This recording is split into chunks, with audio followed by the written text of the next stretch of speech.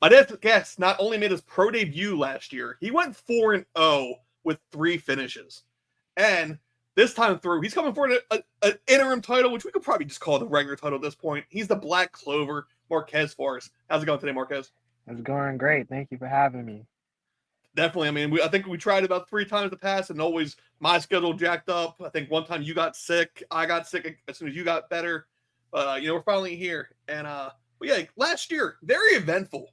You took a fight. You not only did you go 4-0, you took a fight on like 24 hours notice because no one else would, and not only 24 hours, you flew up to Pennsylvania as well for that one, and now you're fighting another undefeated prospect and Robert Varricchio. How did this fight even come together? You know, I don't really know how they made the exact decision to offer me the fight. I would figure that, it was supposed to be Rob versus Rob, the current champ, but I just feel that they saw the opportunity, to have two undefeated prospects fight each other to see the level that we're actually on. And also, I don't know if they did the research, but Robert trains with Burgos. I train with Billy Q. So putting us together, if you guys seen that fight, it's gonna be a banger. Like this is I'm excited for this. I can say for a fact, I don't think anyone put that together yet. Because I know I'm usually the deep dive guy, and I missed that. Well, More so because, and I called this on another interview, which like leads perfectly into my next question. Like, you've expanded kind of your training ground now too. Like, where are you training as a whole now? man, so I'm kind of all across the map right now. Obviously my main gym, I'm Top Brothers Forever. I'm that's my gym. Gracie Brandon as well. Those are my main gyms, and then I cross train at Kaizen, which is in Tampa. I train with my boy Thor, a couple of killers over there. I train at Grace. I'm in the Gracie network, so I train at Gracie Brandon, Gracie Plant City, uh, Gracie West Chase, uh, Gracie obviously Gracie Brandon, and South Gracie South. Um, I've been to WCS, Wuchang Science. I've been there. I've been to uh Twisting Tiger out there in Lakeland. Champions MMA with Coach Ross and Coach Crew. I'm out there. So yeah, I'm just man. Oh, Fusion out in Orlando with Leoto, Mike Davis, Philly Fresh, my boy Cedric, Mikey Conley. And I'm just everywhere right now. I'm getting a lot of work in. One of the biggest secrets of Florida right now is there's so many gyms out there, but yet people only seem to care about like the ATTs, the MMA Masters. They don't really realize like the networks that are popping up all over the state at this point. Mm. And you kind of touched on it. Your opponent Robert Riccio is a Tiger Showman guy. He's trained with the Burgos brothers, Julio Arce, all the others that have come and gone through the UFC at this point. Some are even in the PFL, like Shane, and now another former Tiger guy, Solomon Renfro, who actually fights the same day as you guys. But the one thing that stood out to me was like, yes, he's 5-0. They've all come by finish. Only one has left the third round, or left the first round, I should say. And I'm cool with Rob, so let me start with saying that before I say my next sentence. You're his most toughest competition so far. When you look at the resumes of all the others, they pretty much retired after he beat them. They Mm. haven't done anything prior. They haven't done anything after. You look at some of the people you fought, even most recently, like the Nick Caracappa, on 24 hours notice, fight of the year, I think I gave it, as far as CFFC last year. Mm. You guys were like Ned's slightly by a Cage Warriors fight. But like, Nick's going to have an amazing career. And I think you both said it after the fact. That's why, you guys were treated the way you were after the fact as well. What do you see in his as an opponent? I mean, obviously, like, we can sit here and name training partners left and right, but you're not fighting them; you're fighting him. Like, what do you see Mm. in your opponent? I honestly, I think he's very, very skillful. But I just don't. I personally don't feel that he's fought someone like me. The guys that he beat, he scares them. Like he put fear in them. I don't have that fear. I've tested myself. I've been in wars, plenty of wars, and I can see where he has that confidence as he should, with the guys that he beat. But what I'm gonna bring and how I'm coming is just gonna be different. Um, and I'm very confident in my skills. I'm very confident in what I've learned and the my training partners that has pushed me. I would say that Gracie South Tampa has pushed me to the point where I feel like I've had my best training camp thus far. And that's me saying this. I've trained in Brazil at Top Brothers in Brazil. I've done it, but when you got guys that's constantly pushing you, Will Rentz, the former champ Blake, Ali, Billy Q, getting knowledge from Mataroya, Professor Mataroya, like all of these guys, and they've helped me gain experience. I've watched my fights over to see the mistakes that I've made that I can correct. So I think that he's going to be skilled, like very skillful, but I don't think it's I don't think you can prepare for my type of fight, like my type of style. I just don't think you can prepare for it. That's kind of what I kind of hinted at too. Well, I think the kid has a great career ahead of him. Not sold on this matchup on his end. I think they have me as an underdog though in this fight. Like I'll take it. I think they have me as an underdog. I know I I had like a few my people chances. from your circle reach out already of how to bet on it. Really? I got you Hey, guys. let's Don't go. worry. I'll let you guys know when the lines are ready. But you kind of mentioned it, Top Brother through and through. That's where you started. That's where you've been. That's where you're going to be. And I'm going to touch on a subject that some people know about. I think it was brought up in one of your last interviews too. We did lose Coach Frank last year. Yeah. That was right after your September fight, in between that and the October fight. So you have had a fight with that missing person in the corner since. Has there been any extra motivation for this fight ahead of that? Because he should be there with you in this one. Has there been anything extra into this camp? In terms of motivation, I would say it's more motivation only because he already told me that I was going to be here. I was going to be in this spot. He never said, "Hey, we're going to go and get that title. We're going to go to the next level." Oh, he always said, "What you're going to do? You're going to be champion. You're going to do this. You're going to do that."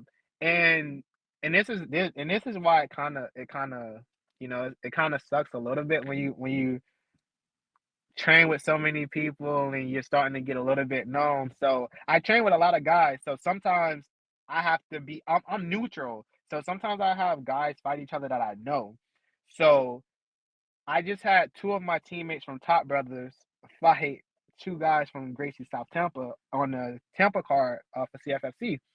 And just seeing them push, both of them got the win, and just seeing like, hey, Coach Frank is with us, like that's all I needed to see. Like that's everything I needed. Yeah, I just know when the news broke, everyone that was on the outside looking in could really tell the connection Frank had with all of you.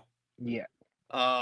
And I just on your opponent's end too, there's a similar story there too, and it's Yeah. there's a lot of motivation. So I mean, like as a fan, like we should be getting the best fucking fight out of the both of you. You both have that person to fight for, and that just adds to it. And I kind of want to go deep there and then just pull back to happier things in a way. Your creativity, both like not only in the cage but before and in between fights, is one of the best in the area, or in the regional scene. Basically, everyone else kind of just does promotion gives you the fight photo. Hey, I'm fighting. Buy a ticket. At weigh-ins, you had the Tokyo Ghoul mask on. On the October card, we had a whole entire video segment of like Friday the 13th, of Jason fucking up a little like training bag leading into the video. And we've seen for this one, I want to say, and again, I'm not an anime guy, so I'm gonna try to be correct on this one. I think the new one's Bleach. Is that a Bleach reference? The new one? Yes, that was Bleach. Yeah. And Yep. we got photos. Do we got a video coming too? Yeah, you got a video coming. You do. You got a video coming.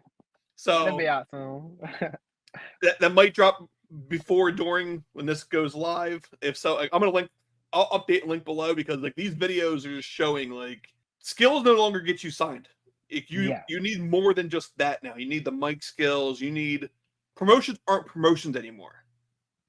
They're just event holders essentially at this point.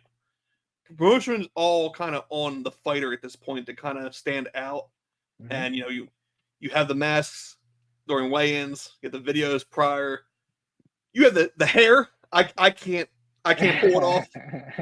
But even the hair, you have the Clover, but even in October, the Clover had a little pink ribbon attached to it because of Breast Cancer Awareness Month too. Like the little things that you're putting in that people aren't catching on. Where did all that motivation, like where did that creativity come from? Man, because I had to realize that like one, I'm going to be myself. Like I don't really believe like I have to make this fake persona. I want to be me. Like I love anime. I go by Black Clover, but man, I'm into so many different animes. So I just put things together, and I had to realize I'm an entertainer before I'm a fighter. Like I can go out here and like you said, like you can be the best fighter. You can people can see you and be like, oh yeah, he's a great fighter, but what's drawing their attention for them to watch you? Like you gotta do things that makes people want to see you. And I think that's what I'm doing. So I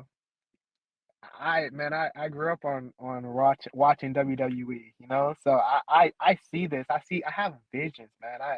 I love this. And yeah, this walkout's gonna be kind of crazy, This walkout's definitely gonna be crazy. See, and I like the fact too that you touched on the wrestling aspect because I've been saying that a lot too. Is there are certain people who pull the bad parts of wrestling into play. Yep. The Conor McGregor going all into a character, making a persona, and they become that gimmick. Mm-hmm. Then there's some who understand the promo side of things. And there are even some regional promotions who are starting to catch on to it. Up here in PA, we have like Art of War. You can see a lot of indie wrestling elements in their broadcast. You go down south, you have a Combat Night and Vigilant who like their flyers have that extra touch to it because they know you can't just do the same old. And then even you go a little more west down south to like Attitude MMA. I said right away, I was like, these guys have to be wrestling fans. I opened up the owner's website. Jimmy Hart is in the header. See? And I was like, I know it. Like, it all made sense.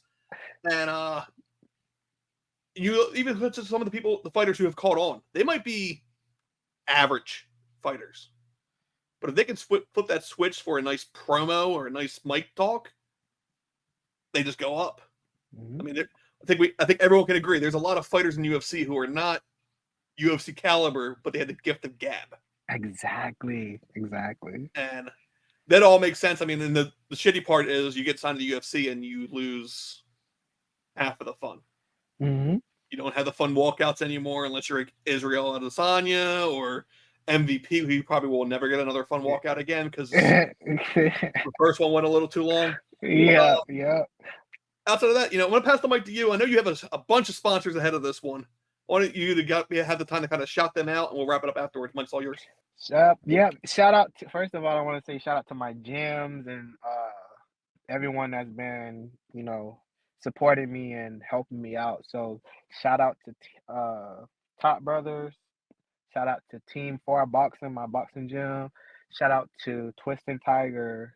Shout out to Champions MMA, the whole Gracie Network, Gracie South, Gracie West Chase, Gracie Brandon, Gracie Plant City. Shout out to Kaizen out in Tampa. Hey, shout out to Fusion out in Orlando, Coach Julian. Thank you guys.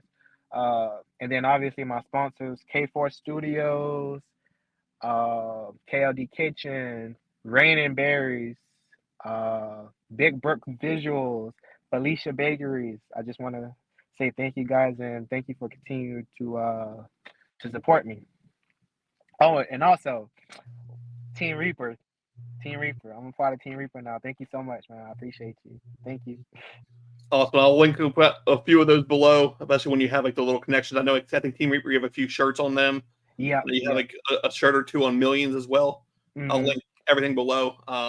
That's another thing people don't understand. Like, you don't have to just buy a ticket. Right. Like, if you're fighting in Tampa, that's a plane ticket for me, but I can go buy a shirt. Funny enough, like half the time, like under these hoodies, like I usually have a fighter shirt. Usually, especially for Tampa cards, it's usually the other best hair in the game, like Max Canonis. Ah, man, Max. Oh man, I love that kid, man. And that was my big thing about the October cards. I was like, damn, like the two best hairstyles in CFFC, and no one's gonna talk about it. Like, hey, y'all let you look at this right now because it's rough, but fight night. I mean, fight night. It's gonna be different. It's gonna be different. So, fight night again, April 12th, UFC Fight Pass. I mean, I think you've been on a prelim once. Obviously, with a title fight, you're nowhere near the prelim.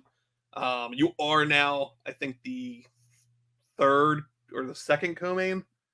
I'm the co-main. Yeah, we should be the. Last time I checked, we're the co-main. Yeah, I kept hearing co-main or not because, I mean, I think interim goes below the. I don't know how it works. Man, it's so.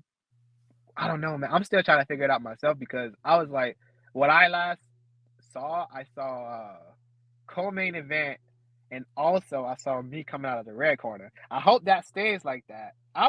Look, it's not my hometown, but I don't think that I'm going to get booed as much as people think because one, I'm cool with Nick, so I'm gonna talk to Nick and I'm be like, hey man, Nick, keep your crowd down, man, because his brother's fighting, so his brother's on this card.